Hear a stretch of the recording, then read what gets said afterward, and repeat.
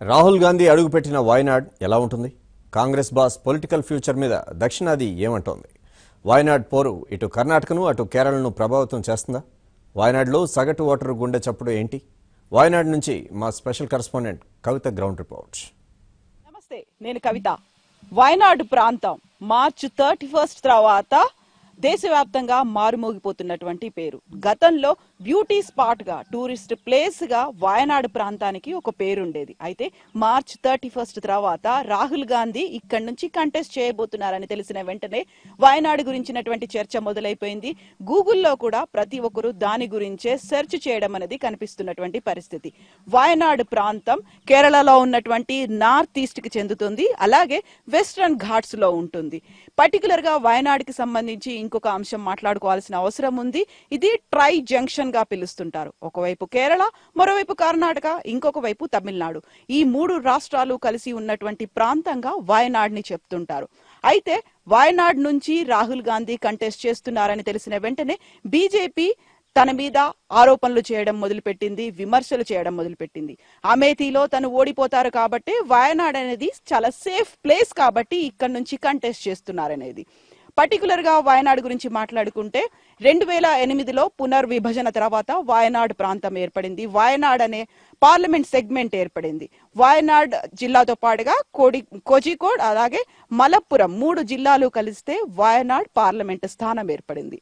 ఇక్కడ 7 అసెంబ్లీ సెగ్మెంట్లు ఉన్నాయి వాయనాడ్ పార్లమెంట్ పరిధిలో.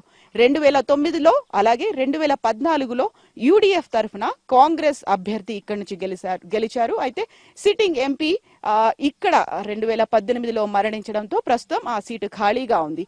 అయితే 2019 సార్వత్రిక ఎన్నికల్లో రాహుల్ గాంధీ యూడిఎఫ్ తరఫున కాంగ్రెస్ అభ్యర్థిగా ఇక్కడికి బరిలోకి దిగడం, ఇది కాంగ్రెస్ కి పట్టు ఉన్న ప్రాంతం కావడం ప్లస్ పాయింట్ గా చెప్తున్నారు. ఎట్ ద సేమ్ టైం దేశవ్యాప్తంగా ముస్లింలు మైనారిటీలుగా ఉంటే వాయనాడ్లో మాత్రం మైనారిటీలు మెజారిటీగా ఉన్న ప్రాంతం. అందువల్లే ఇక్కడ నుంచి రాహుల్ గాంధీ కంటెస్ట్ చేస్తున్నారని మోదీ చెప్తున్నారు.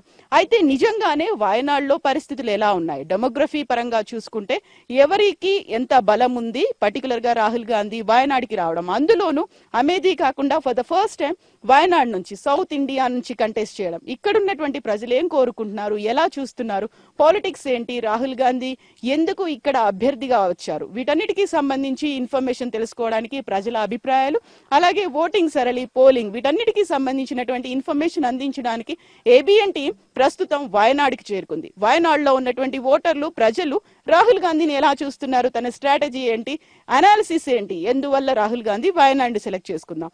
మాతో పాటు రండి, మేం మీకు చూపిస్తాం వాయనాడ్ ఎందుకు రాహుల్ గాంధీ సేఫ్ ప్లేస్ గా భావించారు.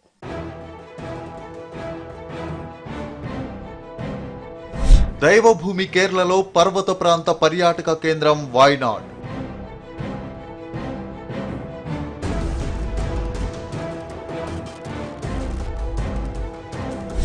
రాహుల్ ఎంట్రీతో మారిపోయిన వాయనాడ్ ముఖ చిత్రం.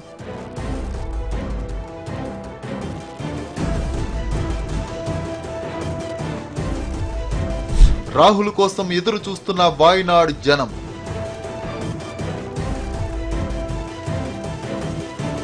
వాయనాడ్ పోరు హోరాహోరీనా, వారు వన్ సైడ్ అవుతుందా?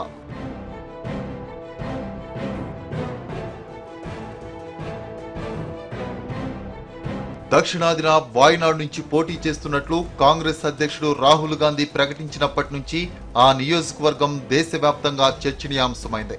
వాయనాడ్ ఎక్కడుంది, రాహుల్ అక్కడ నుంచి ఎందుకు పోటీ చేస్తున్నారనే ప్రశ్నలు తలెత్తాయి. రాహుల్ గాంధీకి వాయనాడ్ సేఫ్ సీటేనా అన్న ప్రశ్నలు తలెత్తుతున్నాయి. వాయనాడ్ ప్రజలు ఏమనుకుంటున్నారు, వారి ఆలోచనలు ఏమిటి, వాయనాడ్ ప్రజలు రాహుల్ గాంధీ నుంచి ఆశిస్తున్నదేమిటి? ఈ ప్రశ్నలకు సమాధానం వెతికేందుకు ఏబిఎన్ ప్రయత్నించింది.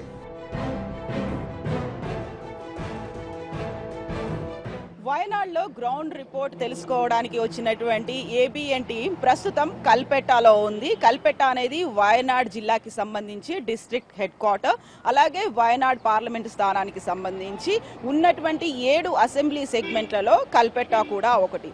అయితే రాహుల్ గాంధీని అనౌన్స్ చేసిన తర్వాత, తన పేరును అనౌన్స్ చేసిన తర్వాత ఇక్కడ పరిస్థితులు ఎలా మారాయి, ఫ్యూచర్ ని ఎలా చూస్తున్నారు, రాహుల్ గాంధీ తమకు సరైన క్యాండిడేట్ లేకపోతే ఒక సరైన ప్రజాప్రతినిధిగా ఎందుకు భావిస్తున్నారు? వాయనాడ్ పడమటి కనుమల్లో వెలసిన అందమైన నందనవనం. కేరళలో ఉన్నప్పటికీ అటు తమిళనాడుకు ఇటు కర్ణాటకకు అత్యంత చేరువైన ప్రాంతం. పర్యాటకుల్ని రారమ్మని ఆహ్వానించే సుందర ప్రదేశం. ప్రతి ఏడాది లక్షలాది మంది పర్యాటకులు వచ్చి వెళ్లే చోటు.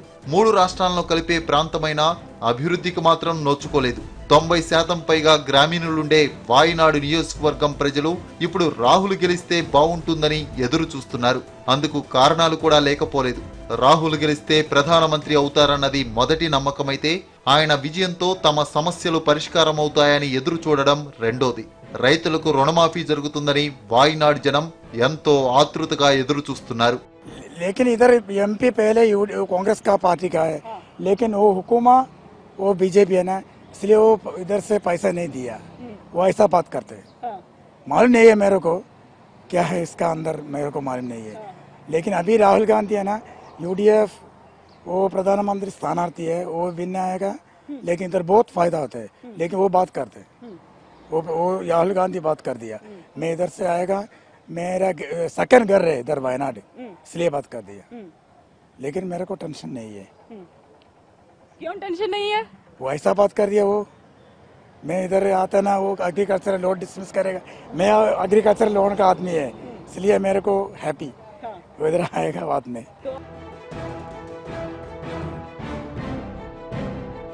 వాయనాడ్ ప్రజా సమస్యలకు కేర్ ఆఫ్ అడ్రస్ గా మారింది. అక్కడ ఏమి లేవని అడిగితే అన్నీ లేవని జనం సమాధానం చెప్పే దుస్థితి నెలకొంది. పిల్లలకు చదువు లేదు, జనానికి వసతులు లేవు. పెద్ద లిస్టే చెబుతున్నారు. వాయనాడ్లో మంచి కాలేజీ లేదు. వైద్య కళాశాల పెట్టాలని దీర్ఘకాలిక డిమాండ్ను ఎంతవరకు పట్టించుకున్న వారే లేరు. ఎక్కడో దూరంగా ఉన్న ఆసుపత్రులకు వెళ్లి రావాల్సి ఉంటుంది. వాయనాడుకు కనీసం రైల్వే స్టేషన్ కూడా లేదు. గతంలో 2 పర్యాయాలు కాంగ్రెస్ నేత ఎంపీగా ఉన్న అభివృద్ధి మాత్రం అంతంత మాత్రంగానే ఉంది. రోడ్లు లేవు. నియోజకవర్గాల అభివృద్ధికి నిధులు కేటాయించలేదన్న ఆరోపణలు వస్తున్నాయి. సమస్యలు పరిష్కరించే నేతలు కావాలని వాయనాడ్ జనం ఎదురు చూస్తున్నారు. देखो हमारा दुकान ये क्लॉथ का दुकान है. मैं पूछा, आदमी को पूछा कैसा है इधर. वो बोला हमारे पास पैसा नहीं है, ये इसे चेंज करना चाहिए उसको. वो रोड का प्रॉब्लम है. वो बोला ये मेडिकल कॉलेज चाहिए, ये ट्रेन का चाहिए, ऐसा सब बोला. आदमी बोला ये सब्जी पूरा ख़राब होगा. पहले था ना बारिश करना, उसको भी ख़राब है, पैसा नहीं है. वो बोला अभी पैसे का मुश्किल है. मोदी का नहीं चाहिए, राहुल गांधी चाहिए, ऐसा बोलना. यहाँ पर तो एलडीएफ का गवर्नमेंट है अब, तो यूडीएफ का कैंडिडेट राहुल गांधी बन गया. सब लोग यहाँ के वोटर्स किसे वोट देंगे? यहाँ पर तो कांग्रेस का कैंडिडेट ही था, एमपी था 2 बार, है ना. 2009 में 2014 में कांग्रेस ही जीत गया यहाँ पर. तो अब यहाँ का माहौल कैसा है? वो बोला क्या ये केंद्र में मोदी है, उसको पैसा नहीं दे दिया, अभी कैसा करेगा, ऐसा बोलना है. ऐसे बोल दिए. हाँ, पैसा नहीं, मोदी नहीं दे दिया, क्या करेगा इधर से. रोड के काम का पैसा कैसा रहेगा, ये मेडिकल कॉलेज का मुश्किल है, ऐसा सब बोलना है. सब आदमी बोला क्या हुआ, अभी चेंज चाहिए. राहुल गांधी चाहिए, वो अच्छा आदमी है, वो दिल भी अच्छा भी है, सब वो बोलना.